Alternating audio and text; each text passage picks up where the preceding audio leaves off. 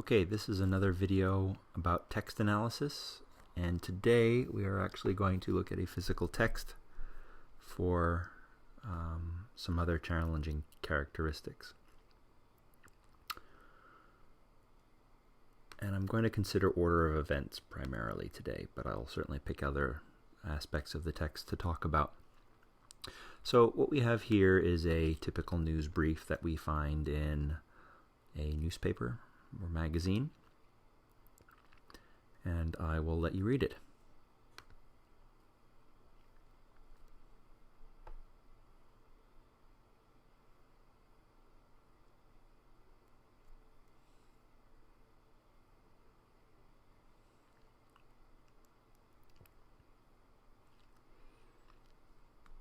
Right, so I found this text interesting from the perspective of order of events because in newspapers, and I think this is characteristic of the reporting style, there's a way that ideas are ordered for the purposes of reporting that is perhaps different from a lot of other texts. And so we're going to expose those now. So one of the things that we're going to look at are propositions, because these are the things that are being ordered. And if you recall from another video, a proposition is basically an idea unit. So we're going to identify the idea units first. We have 63 people. Most of them are children.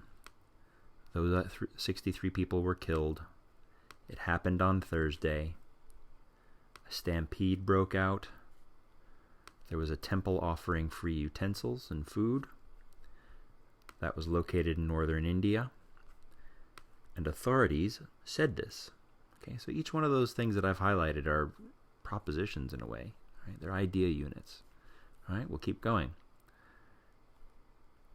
The incident occurred, and the time it occurred was when the main gate of the temple came down. That temple is located in this district. Worshippers rushed for their share of meals and kitchen vessels. And all of this was according to the police. Other officials gave conflicting numbers for the death toll. Probably we would group it this way, numbers for the death toll. They said that 61 people had been killed. There are 37 children who died. They were among the dead. And this guy, Mr. Singh, he's a deputy superintendent of Pratapgarh. The rest were women who died. And he added this. And the temple was holding a memorial service. The temple is a religious retreat. It belongs to a local holy man. So you can see that there are these packages of ideas, and you can also tell that the way I jumped around the text in my highlights, I kind of had to skip over some areas of text, right?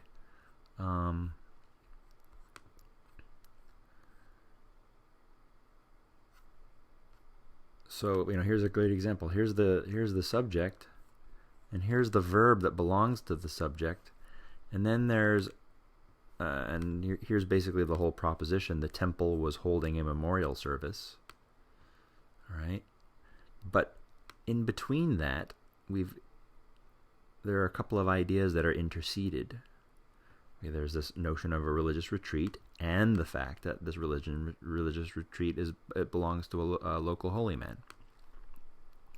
So I think this is a really good example of a challenging sentence, right?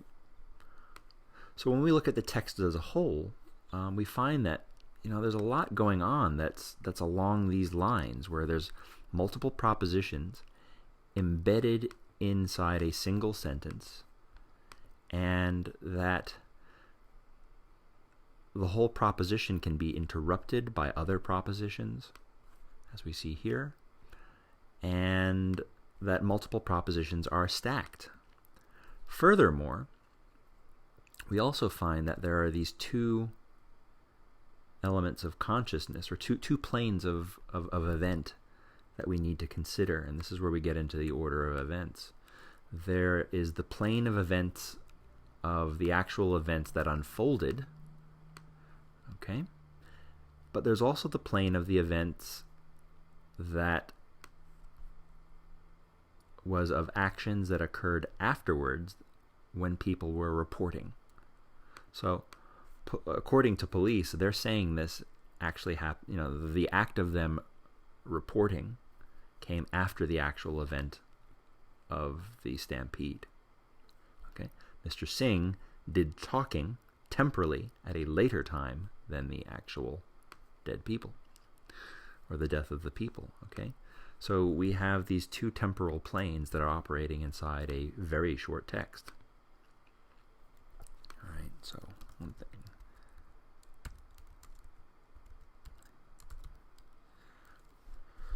Temporal planes. All right.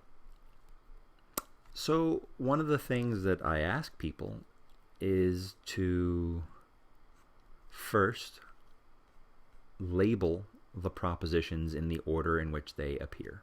Okay. Okay. So here, for example, I have 63 people. So we will call this proposition A. And most of them are children, so that's proposition B. And 63 people were killed on Thursday. Maybe that'll belong to proposition A. Then we have when a stampede broke out. So let's call that proposition C. At a temple offering free utensils. Okay, well, here we go. Proposition D.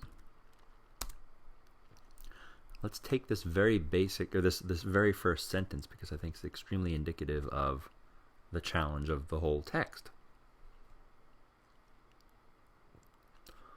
This is the A, B, C, D is the actual presentation of ideas to the reader. The reader encounters this idea first, encounters this idea second. This idea is split across a string of text and interrupted by another proposition. Idea C is introduced, and then idea D. And we go, yeah, so what? All right. Well, let's see.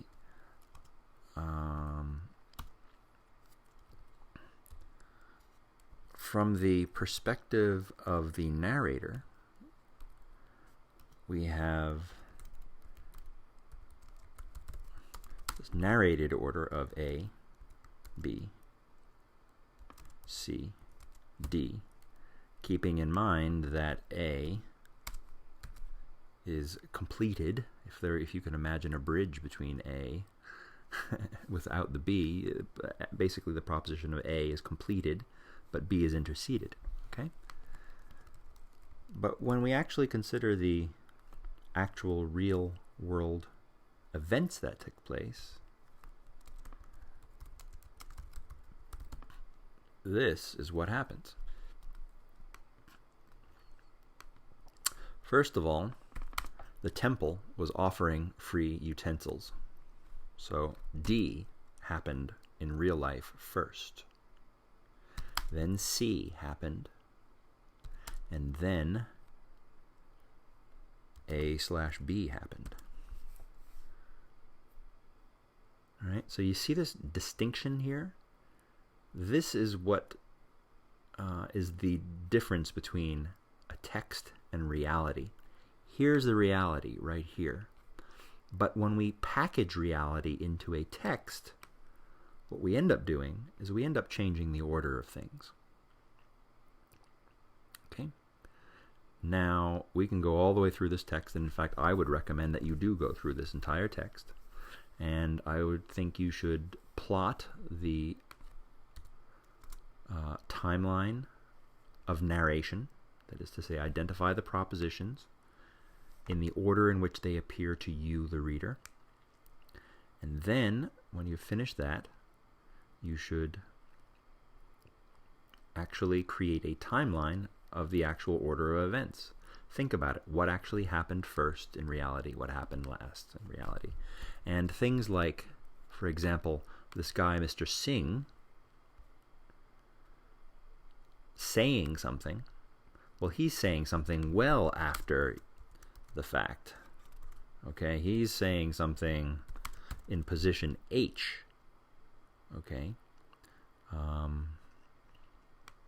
But in fact, in real events, all of this talk is happening even later than that. It might be in position Z. In fact, when, all of this stuff transpired, and then finally the officials got to talking about it. And so these are the contrasts that I want you to think about.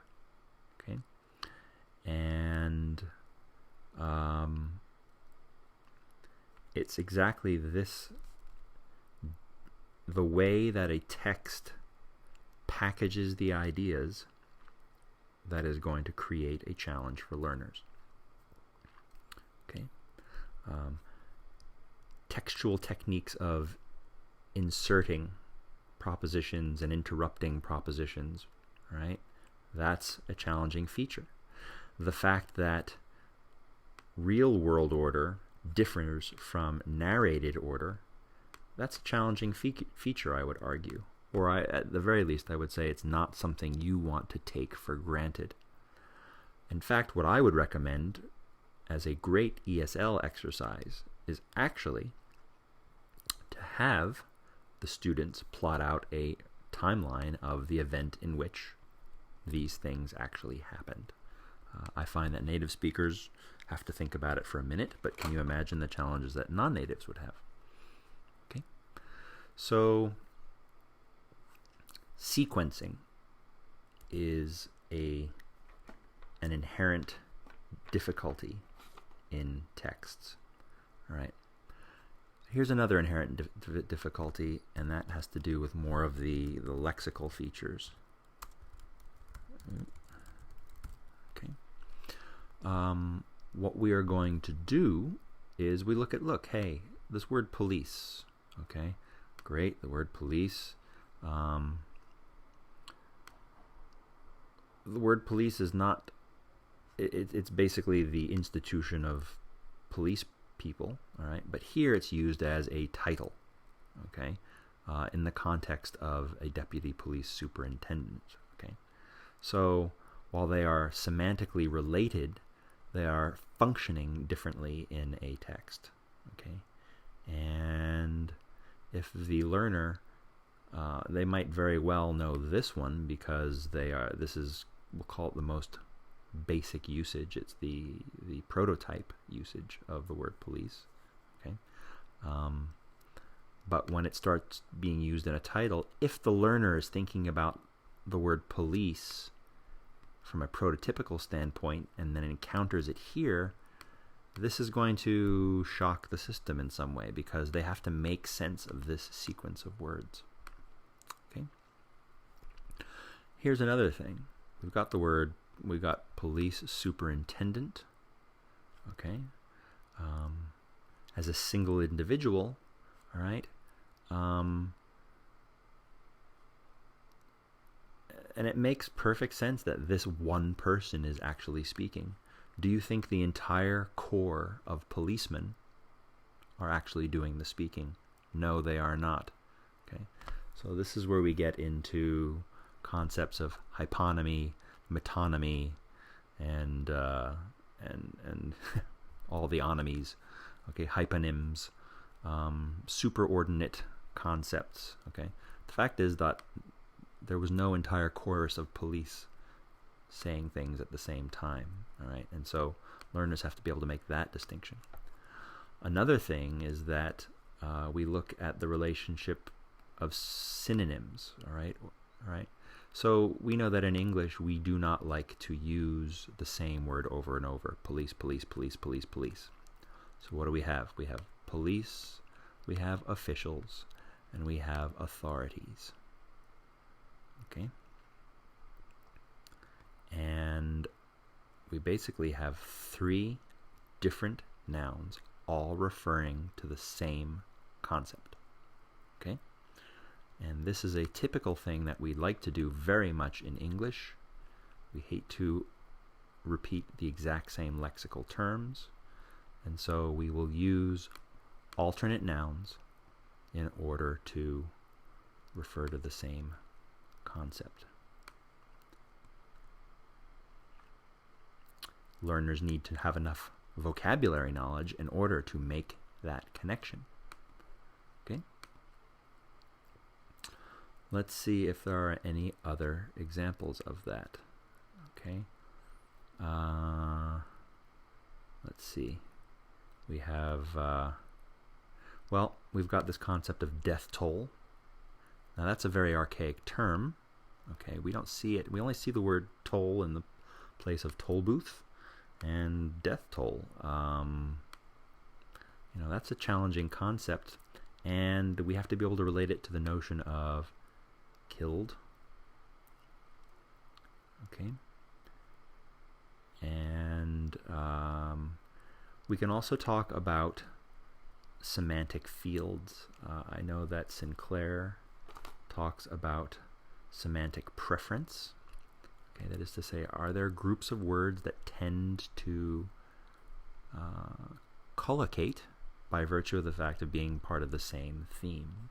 Well, we've got things like worshipers and temples and what else? Religious retreat. Okay, holy man, of course. All right. We, as proficient speakers of a language, we have a semantic network that allows us to quickly make sense of these terms and make very natural and quick connections. We see that they're related, of course. But a language learner who is more shaky on vocabulary is actually going to have a more challenging time. Okay? And so this is where you want to do things like word webs. Okay? Graphic organizers, word webs, or concept webs that actually have learners group terms. The temple, religious retreat, okay,